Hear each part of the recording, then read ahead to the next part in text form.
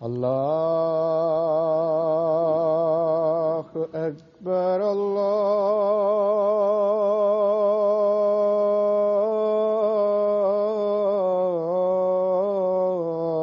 الله أكبر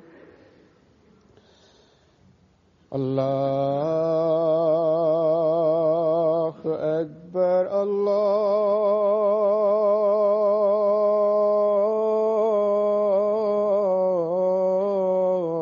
الله أكبر أشهد أن لا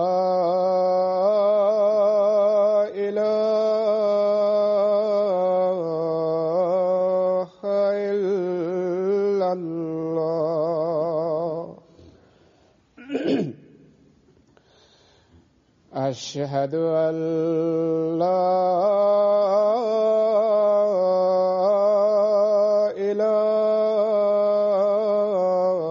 إله إلا الله أشهد أن محمدًا رسول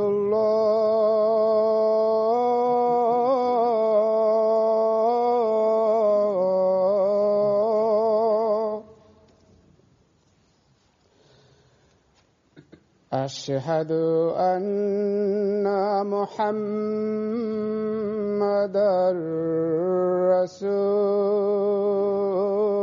رسول الله حي على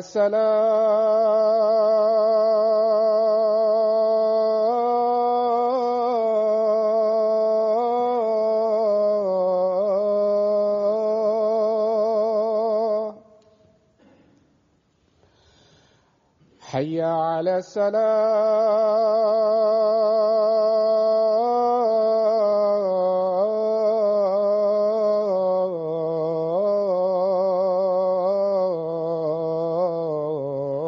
الصلاة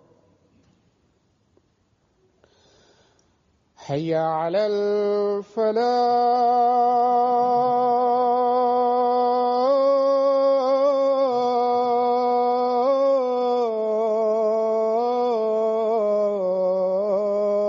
الفلاح حي على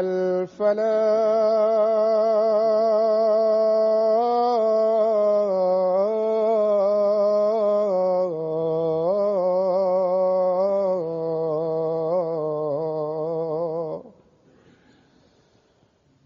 الله أكبر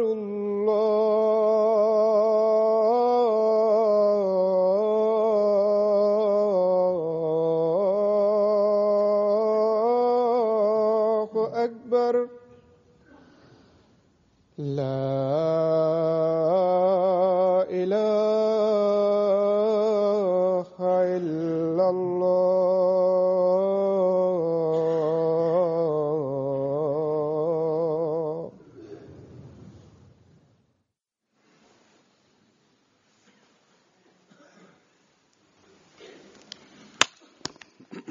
السلام عليكم ورحمة الله.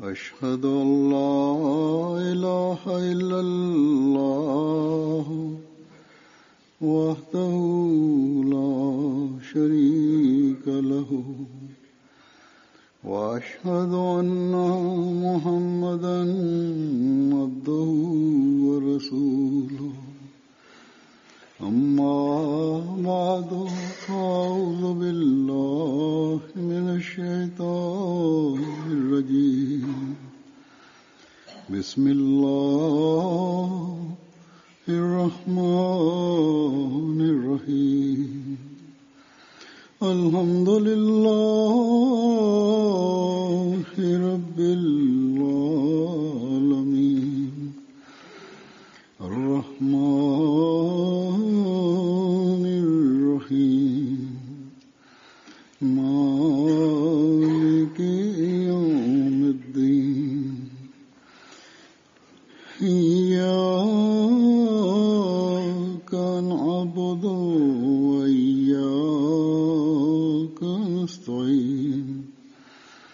اهدنا الصراط المستقيم صراط الذين أنعمت عليهم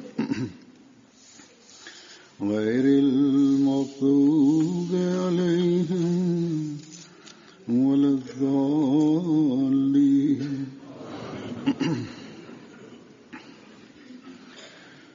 गुज़श्ता जुमे में मैंने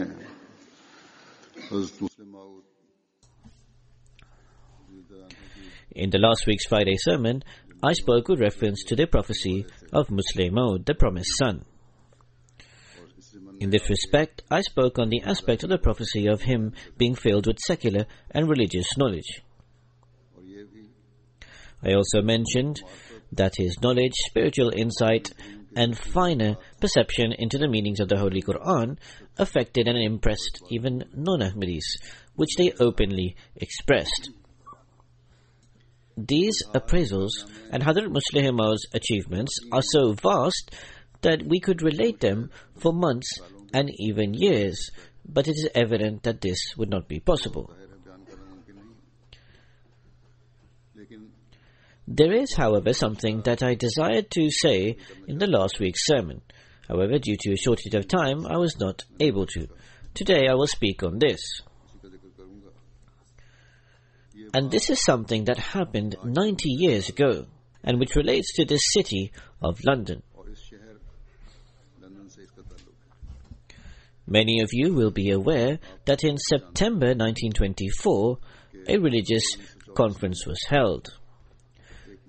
Hazrat Khalifatul Masih II participated in this conference in person. Nowadays, we have wide-ranging contacts. Due to the persecution on Ahmadis in various parts of the world, there are numerous human rights groups who take this issue up.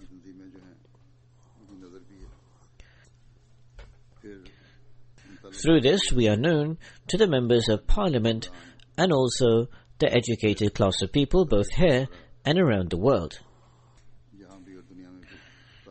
However, this was not in any way the case back then.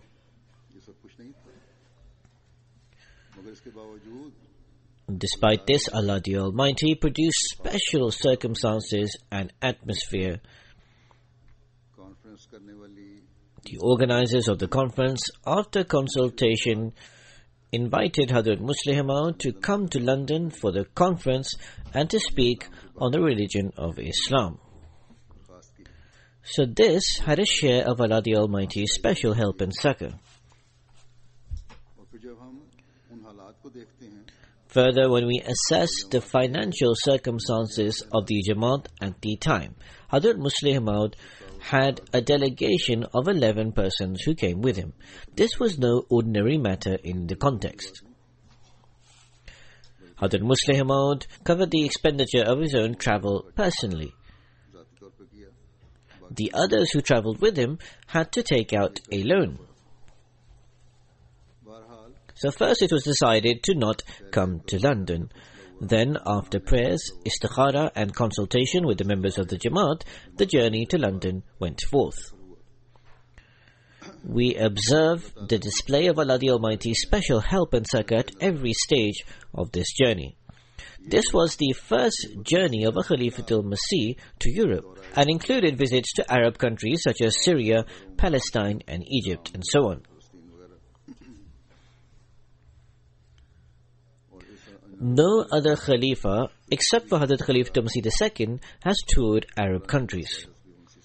Because after this, the circumstances went from bad to worse and restrictions were enforced.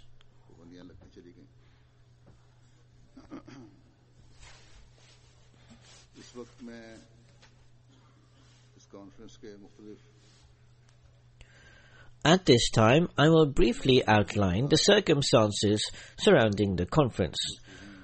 Also, I will present the various impressions of the English people with relation to Hazrat Musleh Maud.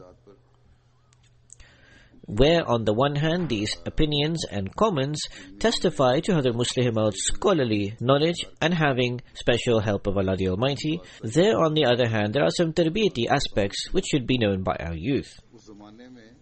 At the time, journeys would be undertaken by ship over the sea and would take several days. One day on this journey, Hazrat Muslih Maud was leading the congregational prayer with his companions on the deck in between the first and second class cabins.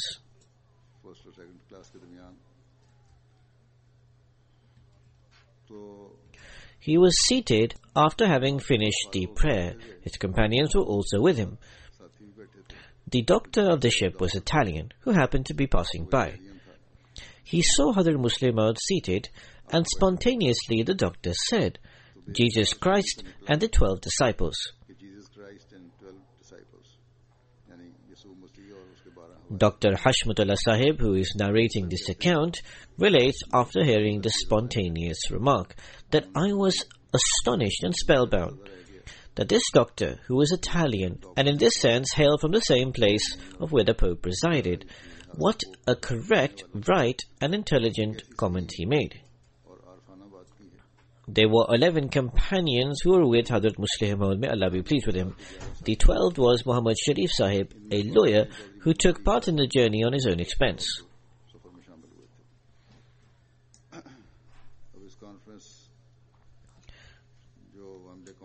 Now I will present briefly the historical context of this conference known as the Wembley Conference, including its aims and objectives.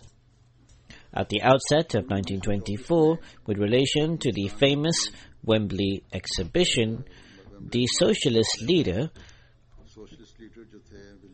William Loftus Hare, proposed that alongside this international exhibition, a religious conference should also be held. At the time, there were various colonies spread afar in the British Empire. So in this proposal, it was recommended that various religious representatives from the British Empire should be invited, should participate in this conference, and should shed light upon their respective doctrines. The organizers of this conference, who included various Orientalists, supported this opinion.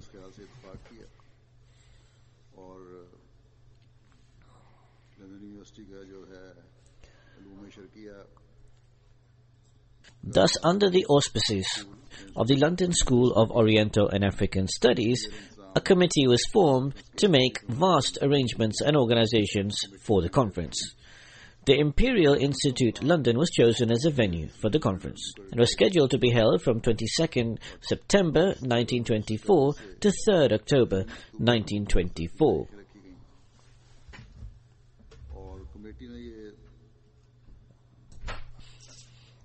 The speakers for the conference were nominated and were sent invitations to represent Hinduism, Buddhism, Islam, Zoroastrianism, Jainism, Sikhism, Sufism, Brahmo Samaj, Arya Samaj, Confucianism, and so on.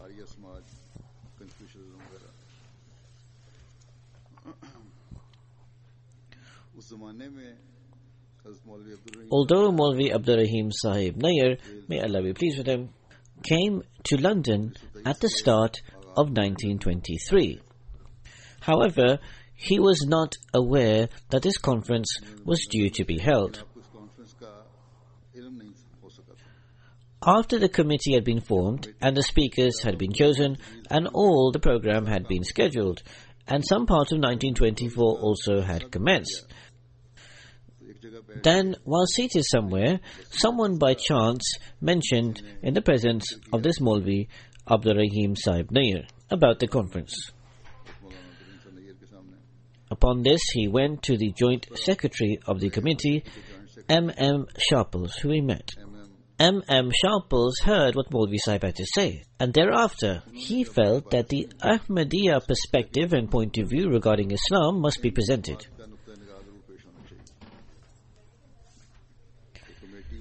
This was then subsequently mentioned in the committee. The Vice President of the committee, Dr. Sir Thomas W. Arnold, drew attention towards this. that Nayyar Sahib should most certainly be consulted regarding the nomination for which speakers to speak at the conference. This is the extent to which he had been impressed. Sometimes today we lose all hope and say, now it is too late, nothing can be done. Whereas at that time, in spite of everything already having been decided, Nayyar Sahib took the courage and convinced the entire committee and organizers. So then, with Nayyar Sahib, the entire program was revised. The names of the Hindu and Buddhist and also the Sufi representatives were all chosen with the consultation of Nayyar Sahib. Hafiz Roshan Ali Sahib's name was written down as the Sufi speaker. However, along with this, he also informed that Hafiz Roshan Ali Sahib could not attend unless it was approved by Hazrat Khalifa Masih II, the Imam of the Ahmadiyya Muslim Jamaat.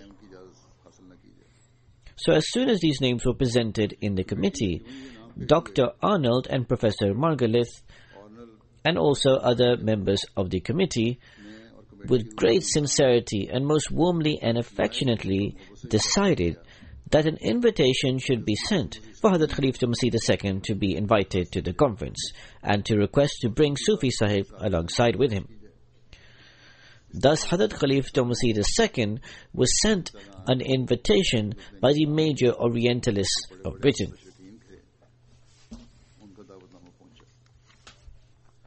In any case, as I have said, with great thought, consideration and consultation, the invitation was accepted. Hazrat Khalifa Masih II started writing the article or address for the conference. Its translation and revision was carried out by Jodi Zafarullah Khan, Maulvi Sher Ali and Muhammad Mirza Bashir Ahmed Sahib. The article written, however, turned out to be very lengthy. It would have been inappropriate to read out the entire treatise. There would not have been enough time in the conference, nor was it suitable to read out a summary. So thus it was decided to write an altogether new treatise. So a new article was then written. Hazrat Khalifa Masih II wrote the article, which was then translated.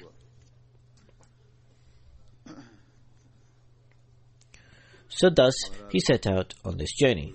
As I mentioned, in 1924, this conference began. 23rd September 1924. It was a golden day in the European tour of Hazrat Khalifa Masih II, which was a day in which the treatise of Hazrat Khalifa Masih II was to have his peerless article read out at the conference, which was to splendorously make known Islam and Ahmadiyyat to all.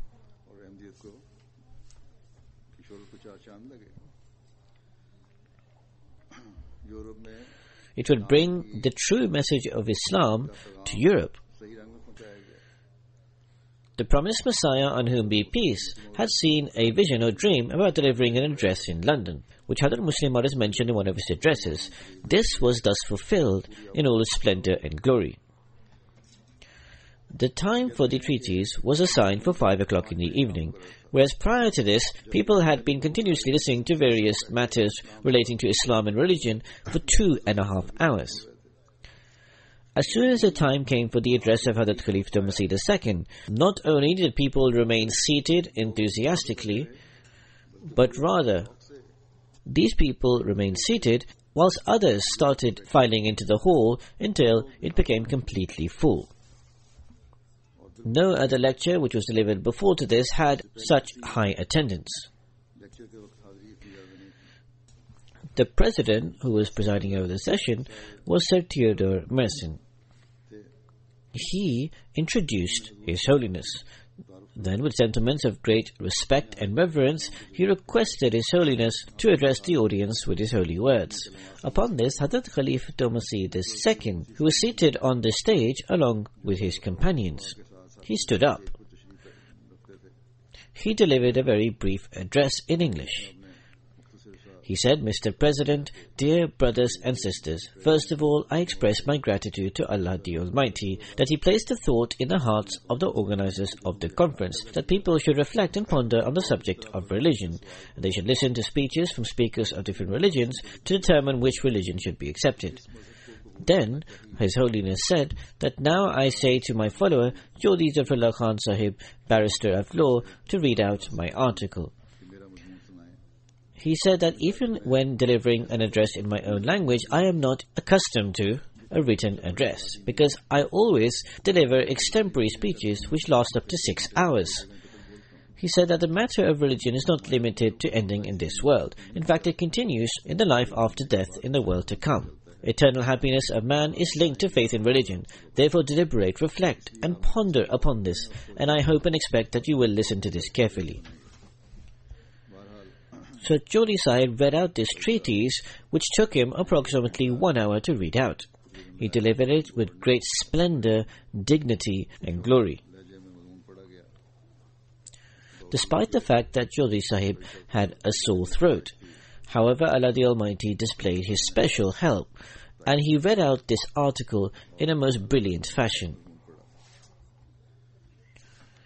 In one place, Hazrat Khalifa Masih II has said, with regards Jodi Zafarullah Khan Sahib and his reading out of the article, he said that this was actually my tongue. Although Jodi Sahib was delivering the address, it was not his tongue, but it was my tongue, is what Hazrat Khalifa Masih II said. The audience were all enraptured as a result of the article. It was as if all the audience were Ahmadis. The entire crowd, completely absorbed, remained until the end. Whenever they heard something which was new for them with relation to Islam, then many people would jump from their seats in happiness. The issues of slavery, incest, usury, and also polygamy were explained in a brilliant fashion. This part of the treatise was not only enthusiastically listened to by men, but also women keenly heard this part. After 1 hour, the treatise was read out. The audience gave very warm applause for a long period of time. The president of the session had to wait for many minutes before it ended. This article is included in the 8th volume of Anwar al-Ulum. In summary, in this treatise, Hazrat Muslih Maud Khalifa Masih II first mentioned the foundation and establishment of the Ahmadiyya Muslim Jamaat, which was laid in 1889. He then said that the promised Messiah had claimed to be a Mahdi. This had been prophesied by the Holy Prophet Muhammad sallallahu alaihi wasallam. Similarly, he claimed to be the Messiah, which had been prophesied in the Gospels and Islamic literature. As a result of this claim, the promised Messiah alayhi salam had to face fierce opposition from all sides. Even the Muslim scholars vehemently opposed him.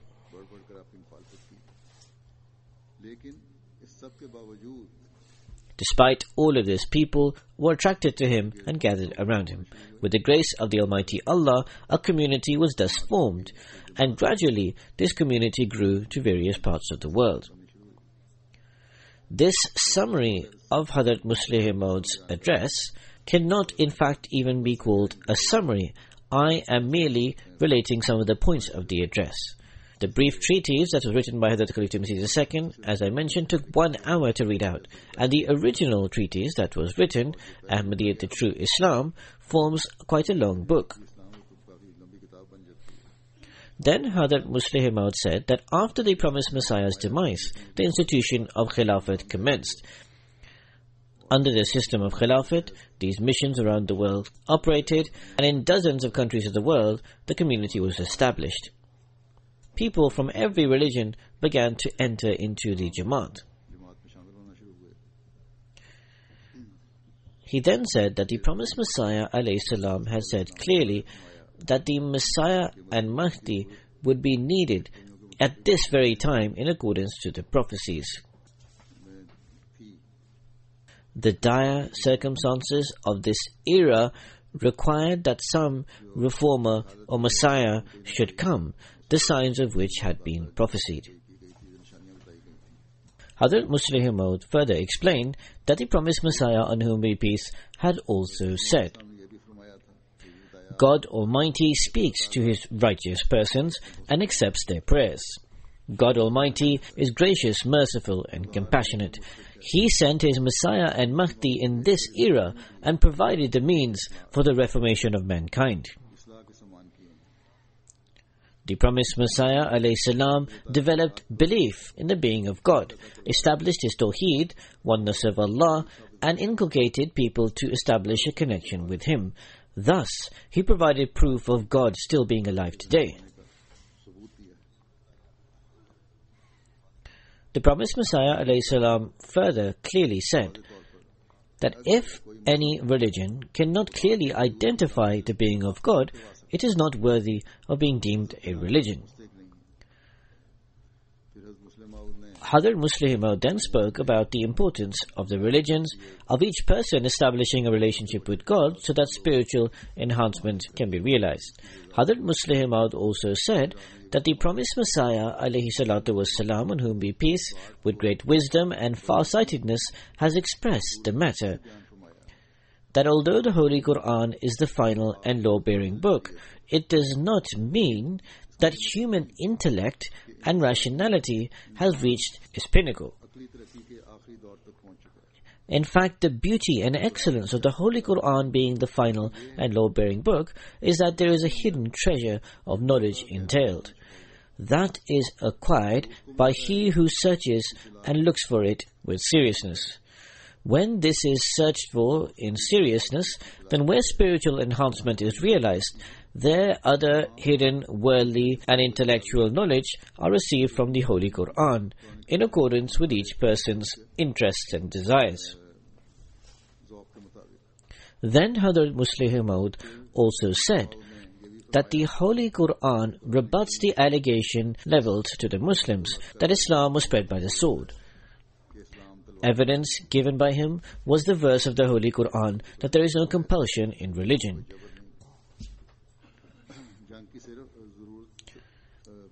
War or fighting back is only then permitted when someone is trying to annihilate or harm Islam. There were other subjects that Hazrat Muslih Maud expounded in this speech. For example, as I have said, slavery. There is usury, interest, polygamy, divorce, moral teachings, life after death, and so on. The Islamic perspective on all these topics were expounded. Then proof of the truthfulness of the promised Messiah ﷺ was provided. The divine signs of succor in support of the promised Messiah ﷺ were also elucidated.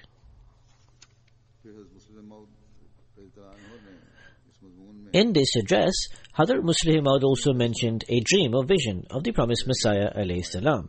As has been mentioned previously, in the dream or vision, the promised Messiah is standing on a stage or at a pulpit in London. There he is delivering an address regarding Islam. After a short while, he held on to some birds. He interpreted this to mean that in London his teachings would be promulgated, and people would enter Islam by virtue of him. The first interpretation of this dream was fulfilled through this address of Hazrat Muslih Maud at the conference. Then Hazrat Muslih Maud, with reference to the promised Messiah ﷺ, said that if someone devoid of prejudice prays 40 days continuously to be given the truth, then the truth will become manifest to him. He read out this extract of the promised Messiah ﷺ. Finally, Hazrat Muslih Maud concluded this subject by saying, "Brothers and sisters, the light of God the Almighty has been lit for you. Those who consider this, due to the passage of time, as a strange and fanciful tale and story, has been manifested right before your eyes. The glory of God the Almighty has become manifest to you through a prophet. Indeed, such a prophet whose advent had been prophesied by all the prophets since the time of Noah, peace be upon him, to the time of the Holy Prophet Muhammad sallallahu alaihi wasallam.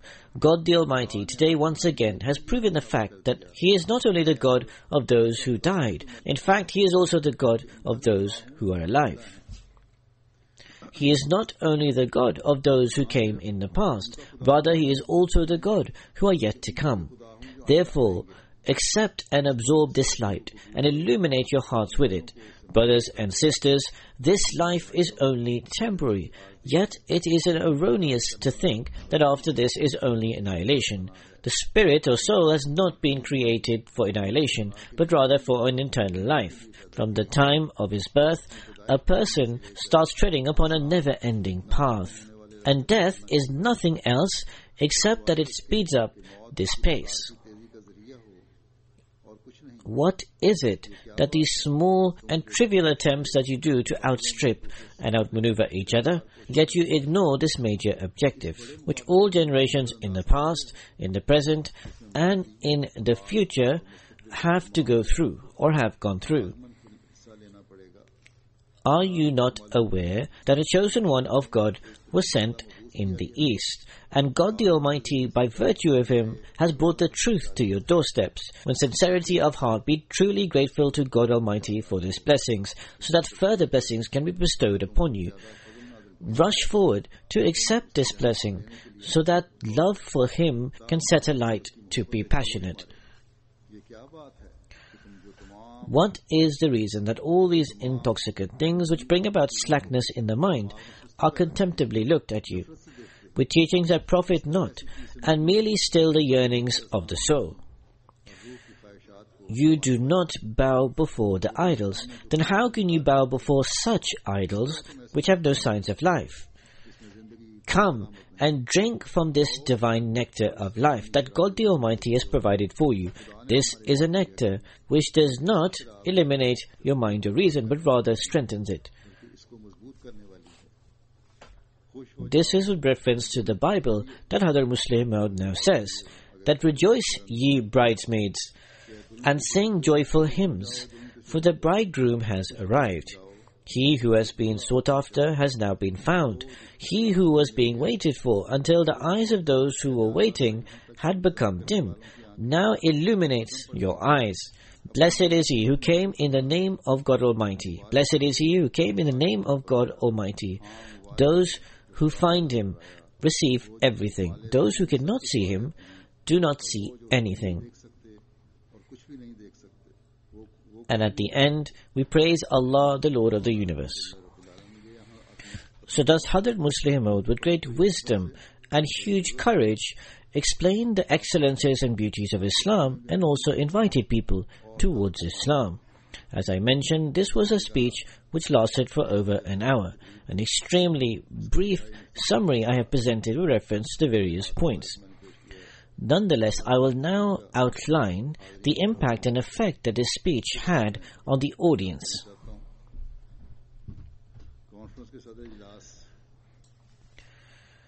It was included in the Al-Fazl report that with relation with reading out of the treatise of the Imam of the Ahmadiyya Muslim Jamaat, Sir Judah Morrison, in his presidential remarks said the following: the Ahmadiyya movement and other such movements that have been produced prove that Islam is a living religion. The Muslims who are involved in the revival of Islam hold extremely high scholarly knowledge.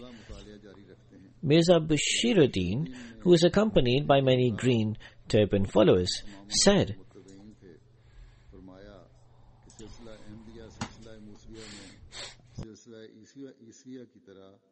that just like the dispensation of Jesus was necessary and natural in the dispensation of Moses, the Ahmadiyya movement is natural and necessary revival in the Islamic dispensation.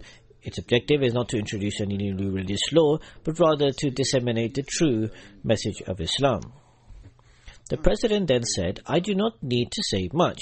The excellence and exquisiteness of the lecture can be determined from the lecture itself. On behalf of me and on the audience, I thank the Imam of the community for the excellence of argumentation and reasoning presented in the lecture of Hazrat Khalifatul Masih.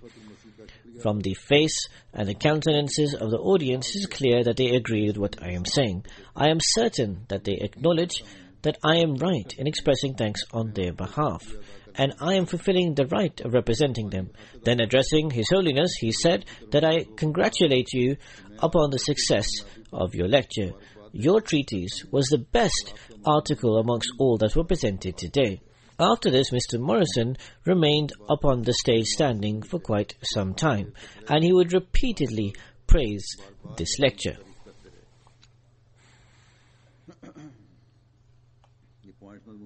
I am relating these points because in this lecture, Islam was preached, and in the final paragraph, it was said that the Messiah who was destined to come did come. Then the head of the Free Church, Dr. Walter Walsh, who himself was an eloquent orator, expressing his comments and viewpoints, said that I am most fortunate that I have had the opportunity to listen to this lecture. A professor of law said that when I was listening to this lecture, I felt as if this day is commencing a new era. Even if you had spent thousands upon thousands of money in some other way, you would still not have been able to obtain such immense success. Then a priest, Manesh, said that 3 years ago I saw in a dream that Jesus, peace be upon him, comes here with 13 disciples. Now I see that his dream has been fulfilled. I previously mentioned 12 disciples. However, the 13th who was present at the function was Hazrat Chaudhry Zafrullah Khan Sahib, and in this way 13 was fulfilled. Miss Sharples, who was the conference secretary, said that people were immensely praising this treatise. She said herself that one person said regarding His Holiness that he is the Luther of this age. Some said that there is a fire in his heart, whilst others said that this treatise was better than all others.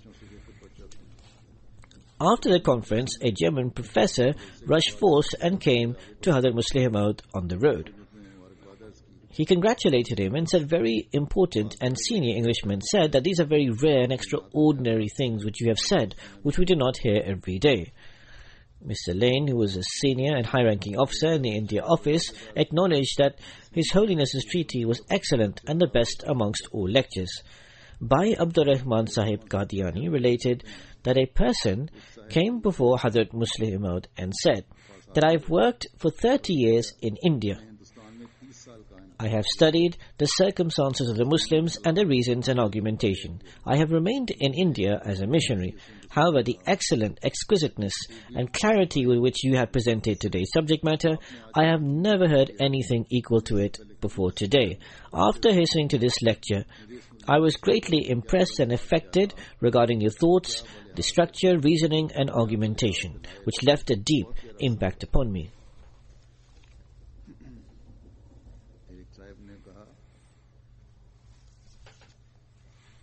Another gentleman who had come from France to listen to the lecture said that I previously would give preference to Islam over Christianity.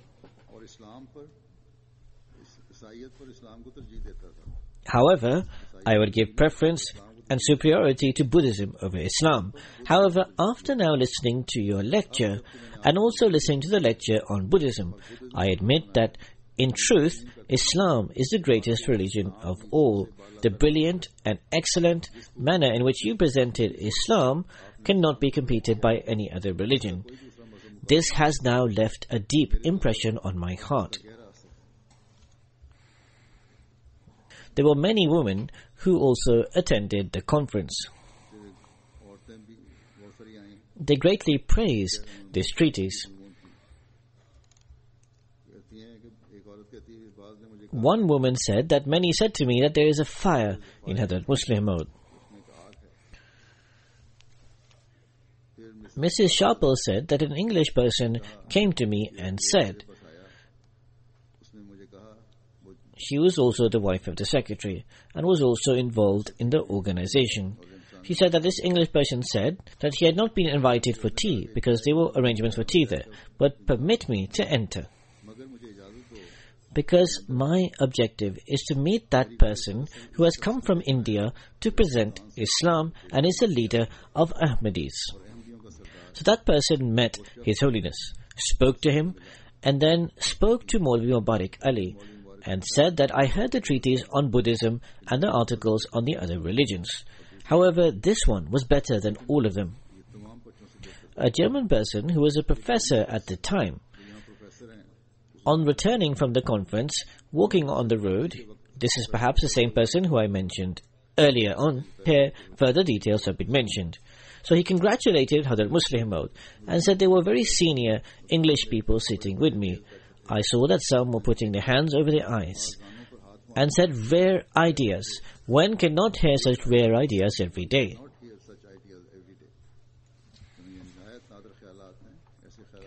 That same German professor relates that others would say spontaneously, what a beautiful and true principle.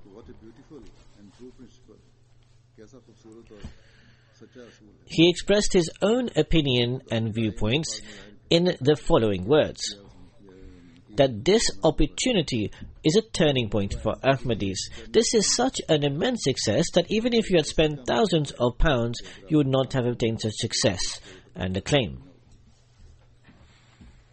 Mr. Lane was previously mentioned, who was a high-ranking officer of the India office. He was listening to the lecture. His wife did not come on that day.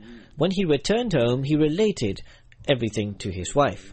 The next day she came, and she met the people of the delegation and said, I was unable to attend yesterday. My husband, when returning home, told me how successful, popular and worthy the lecture was. Miss Corner is an atheist who denies the existence of God. She said that the treatise was charming, interesting, and entailed extremely high ideals. Many people use the words a new truth, etc. A woman from the Baha'i faith listened to the lecture. She walked with us near to the house. She said, I previously held Baha'i beliefs, but after listening to today's lecture, my thoughts have changed. I desire to hear more of your lectures. If you can be so kind and inform me where further lectures of this type will be given, and I will most certainly attend. A Christian woman who attended the conference with her daughter with great sincerity followed behind Hazrat Muslih Maud and requested His Holiness to come to her house for tea on Thursday. His Holiness declined due to heavy engagements. However, she continuously persisted with great affection, upon which His Holiness agreed, and she said that whatever time you can come, just please come. Another person said it was such a beautiful and loving lecture that it is even more beautiful than sentiments of patriotism. This was also mentioned in various newspapers, and I will mention one newspaper, the Manchester Guardian. It reported on the 24th September 1924, there was an incident that caused great excitement in the conference that took place when a new sect of Islam was mentioned. The word new sect we have used for the ease of understanding, however, these people do not believe it to be true. He even gave this explanation.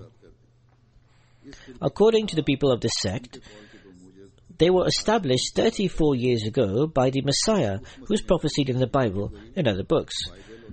The claim of this movement is that God laid the foundation of this movement in accordance with His clear revelations, for the purpose that mankind may reach God the Almighty through Islam. A person from India who was wearing a white turban, whose face was brilliant and radiant, who has a pleasant face and had a black beard, and whose title is His Holiness Khalifatul Masih Al-Hajj Mirza Bashiruddin Mahmud Ahmad, or abbreviated as Khalifatul Masih, presented the aforementioned emphatic statement, which is entitled Ahmadiyyat, the Movement in Islam. One of his followers, who was wearing a red Turkish cap, read his treatise in a brilliant manner. He concluded his treatise, which was mostly in support and promoting Islam, with a passionate and zealous appeal. In it, he invited the audience to accept this new Messiah and this new teaching. It is also important to mention that after the reading out of this treatise, the great amount of cheers and commendations that were received were not afforded to any other paper before it.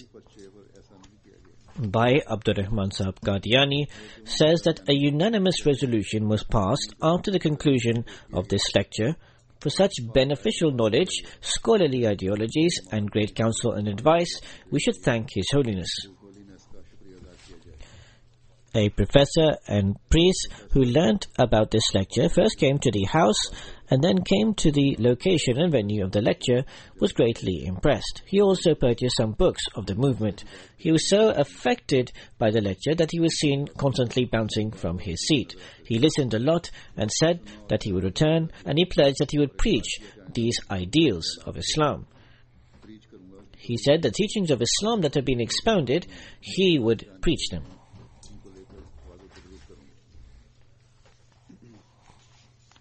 So thus this treatise that was read out, and the one that was previously prepared that I have mentioned, which due to it being lengthy could not be read out, both have been translated into English. Although some of the details and facts and figures relating to mission houses and other details of the Jamaat relate to that period of time.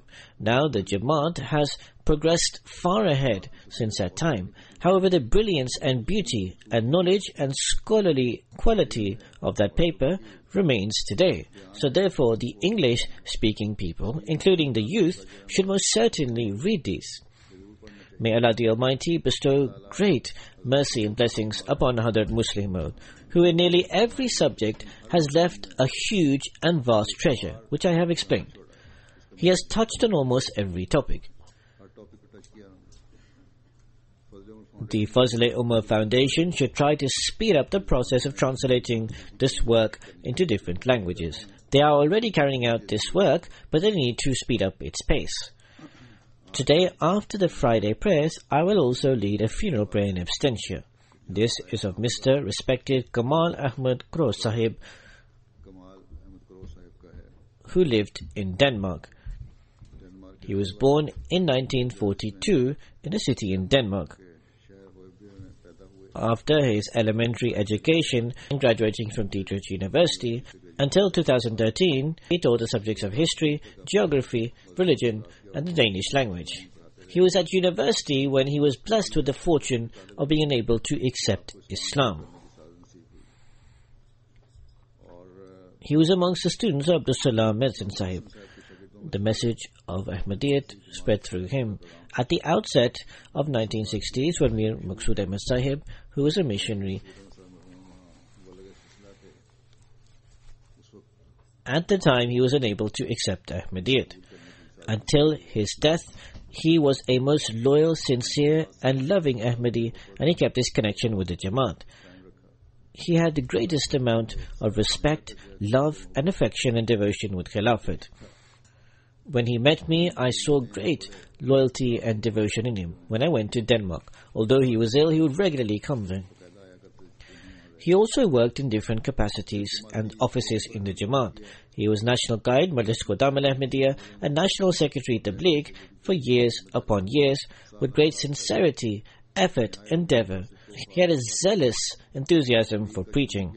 On every opportunity, he did not leave any stone unturned to convey the message of Islam to the people of Denmark. His wife said that after being alleviated from Jamaat work, he would come late at home at night, he would work for half the night and present a report to the Amir, and then he would sleep. His circle of contacts was very wide-ranging, including with various Danish leaders who he had good contacts with. Amir Sahib Denmark writes that in 1988-1989, when he was missionary in charge, then with great obedience and compliance, in particular in Jamaat works and in the preaching, he would assist and help me. At the time when the Danish Prime Minister was given a gift of the Holy Quran in a meeting, then Kamal Karo Sahib was also present. In fact, Kamal Karo Sahib is the one who arranged for this meeting. Also, for the educational well-being and moral training of the youth and children in Masjid Nusrat, every Friday he would hold a program in the evenings. In this, he would answer the questions of the children, and he would also speak about the various problems and try to resolve them. He wrote several books, and he had also translated many Jamaat books. He carried out the work of revising the Danish translation of the philosophy of the teachings of Islam. He was also the editor of the quarterly magazine of Danish Jamaat Ahmadiyya, and he took this responsibility for several years with excellence. Similarly, in the 70s and 80s, When the refugees from Muslim countries, he would present to them the message of Islam. In 2004, he suffered a stroke. As a result of this, he spent a life in a disability. Despite his illness and disability, he would travel afar to attend the Friday prayer and also Jamaat programs. In addition to this, whenever he would go to meet Amir Sahib, in every meeting he would ask about the progress of the community. Nowadays, a new mission house is due to be constructed, which he would particularly ask about. He would constantly, in every meeting, ask Amir Sahib about me, that how is the Khalifa of the time. He would become extremely emotional upon asking this. On 18th February 2004, he felt ill and he was admitted to hospital. In the morning of 19th February, at 5:30, at the age of 73, he passed away. Inna lillahi wa inna ilayhi raji'un. He leaves behind a widow, a son and a daughter, and 5 grandchildren. His widow partakes in the Jamaat programs with great sincerity and is also carrying out translation work and is extremely assisting in this matter. He was also very well known amongst people outside the community. In the Danish electronic media, there are many opinions and comments regarding him. One person said that Kurok Sahib was an extremely great man who is no longer with us. We always looked at Kamal Sahib with great respect. In many students like me, he holds great respect for us. He is an extremely esteemed and respectable person. He was loved by all in the class. Like Kamal Sahib, today I am also associated to the education and academic establishment. Kamal was a role model for me, and intellectually and academically he was very well versed in his subject.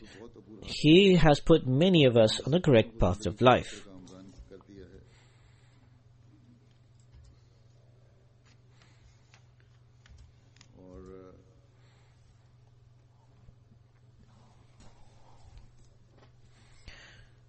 Then he says that all people lead their lives, and some people have acquired the knowledge that is required, whereas there are very few people who have understood this point, the secret or formula of remaining alive.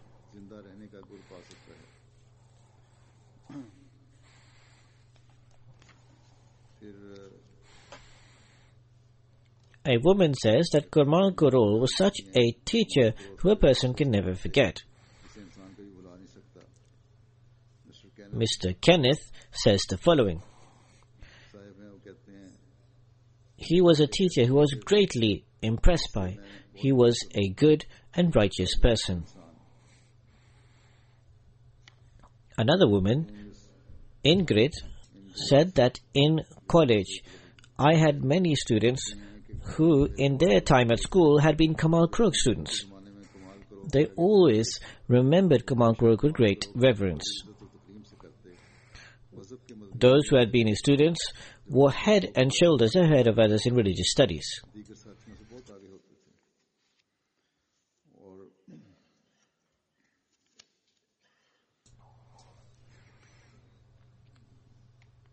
There are similarly many other comments and views about Kamal Kurok.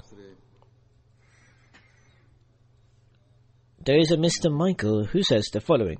I hope that there will be another person in Denmark who will continue his works that he had initiated to build bridges between the Danes and the Muslims who had come from abroad, and to create an atmosphere of dialogue which he initiated. I have to say with regret that now in our society there are people who, instead of promoting mutual relationships, try to instill fire between people. May Allah the Almighty elevate the rank of the deceased. May Allah the Almighty also grant patience, solace and resolve to his family, wife and kids, and enable them to always remain firmly attached to the Jamaat. As I said, after the Friday prayer, his funeral prayer in absentia will inshallah, God willing, be offered.